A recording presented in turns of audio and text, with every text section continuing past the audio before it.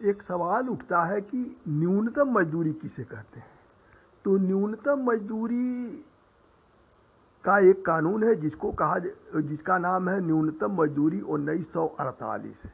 इस कानून से सरकार को यह अधिकार मिलता है कि सरकार अनुसूचित नियोजनों के लिए कि में काम करने वाले मजदूरों की मजदूरी तय करे।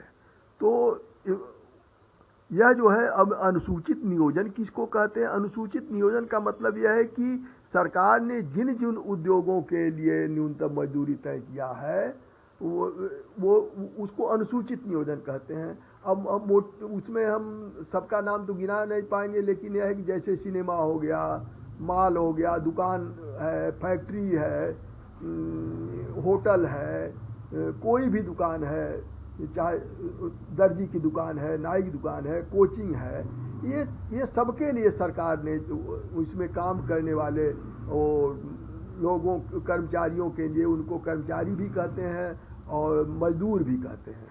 तो इनके लिए सरकार ने वो जो वेतन मजदूरी तय किया है कि इससे कम मजदूरी नहीं दिया जाएगा और उसमें मजदूरी के साथ साथ कितना घंटा काम करना है और कितने दिन काम करने के बाद कितने दिन तनख्वाह के वेतन के साथ मजदूरी के साथ छुट्टी मिलेगी। ये सब उस कानून में लिखा गया है। और ये भी लिखा गया है कि अगर किसी को रखना है काम पर तो कि 1 घंटे के लिए रखा गया है, कि दिन भर के लिए रखा गया है, कि 1 हफ्ते के लिए रखा गया है, कि 1 महीने के लिए, साल भर के लिए, वो उसके लिए फार्म है। उस फार्म पर जो है वो भर दिया जाता है कितने दिन के लिए हम इनको काम पर रख रहे हैं, और जब उतना दिन पूरा हो जाएगा तभी निकाल सकते हैं। अगर नहीं उसके पहले निकालेंगे तो उनको कंपेंसेशन देना पड़ेगा। तो कहने का मतलब यह है कि जो न्यूनतम मजदूरी अधिनियम है, इससे सरकार जो मजदूरी तय करती है उसको न्यूनतम मजदूरी कहते हैं।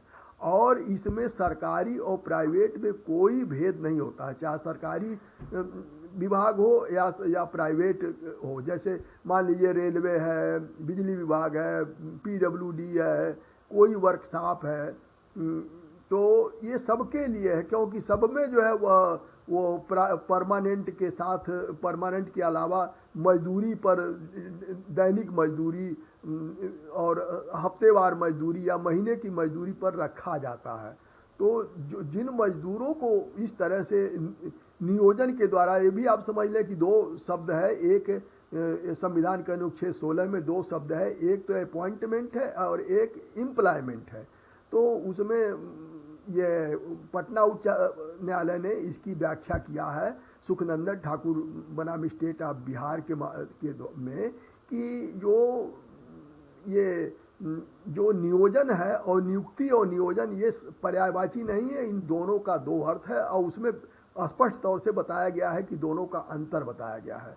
तो जो नियुक्ति के अलावा, जो नियुक्ति में तो उसमें तनख्वाह लिखा रहता है कि इतना वेतन पाएंगे, इतना भत्ता पाएंगे, लेकिन जो नियोजन है, मान लीजिए काम की ज़रूरत है तो रख लिए बिना जो है तय किए, तो उसके लिए जो होता है वो उसको नियोजन कहते हैं।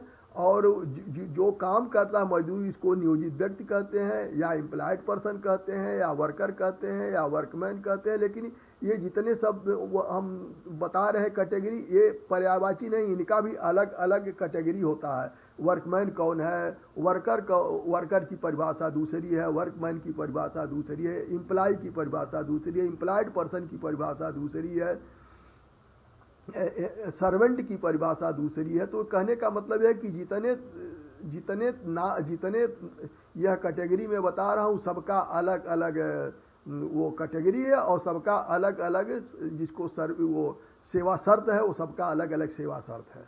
तो चाहे वह 1 घंटे के लिए रखा जाए, चाहे जो है वह 1 वर्ष के लिए रखा जाए, चाहे 30 वर्ष के लिए रखा जाए, इसमें कोई भेद नहीं है।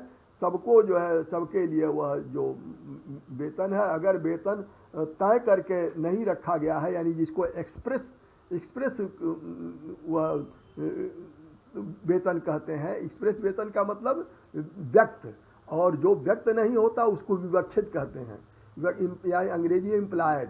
तो जो एम्प्लॉयड मजदूरी है और एक एक्सप्रेस मजदूरी है, तो ये जो एम्प्लॉयड मजदूरी है वही वो क्या कहते हैं, वही न्यूनतम मजदूरी है, यानी उससे कम कर ही नहीं सकते, उससे अधिक दे सकते हैं लेकिन कम नहीं करेंगे।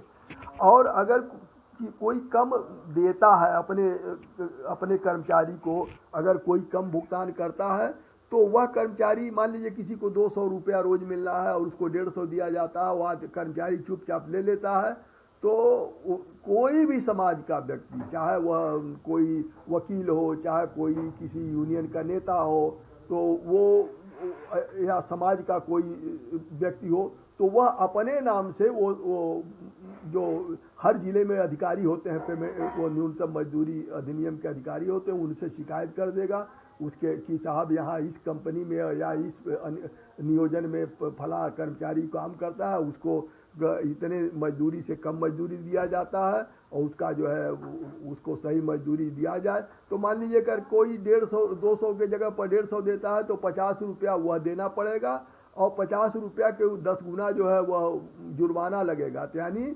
550 रुपया देना पड़ेगा।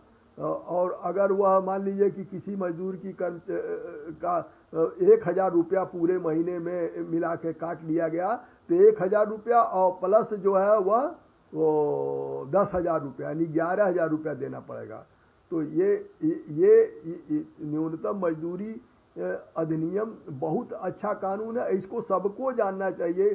कोई चाहे सरकारी हो, चाहे प्राइवेट हो, चाहे दुकान हो, चाहे गोदाम हो, चाहे होटल हो, कहीं कोई है तो उसको जो है वो इस पर ये लागू होता है। तो हमारे कहने का मतलब यह है कि इस कानून को जानिए, और अगर किसी के साथ समाज में देखते हैं कि अन्याय हो रहा है तो अपने आगे बढ़ करके उसको कर सकते हैं। इसमें वकील भी रख सकते हैं अपने तरफ से, या वकील खुद कर सकते हैं। तो लेकिन यह है कि जो वेतन, जो मजदूरी मिलेगा वो उसी को मिलेगा, उसको जो कर्मचारी होगा उसको बुलाया जाएगा, उसका गवाही होगा। और अगर वो कहता भी है कि हाँ साहब हमको 200 मिला है, तब भी नहीं माना जाएगा, कागज दिखाना पड़ेगा कि वो 200 कहाँ दिए हैं, कैसे दिए हैं। तो ये अगर कोई अपना हक छोड़ भी देता है, नहीं लेता है, तब भी कानून का वह उल्लंघन होगा, वह देना ही पड़ेगा। और कोई ये कहे साहब हम तो जो है नियुक्ति किए ही नहीं है, भर्ती किए ही नहीं है, तो ये बिल्कुल गलत है।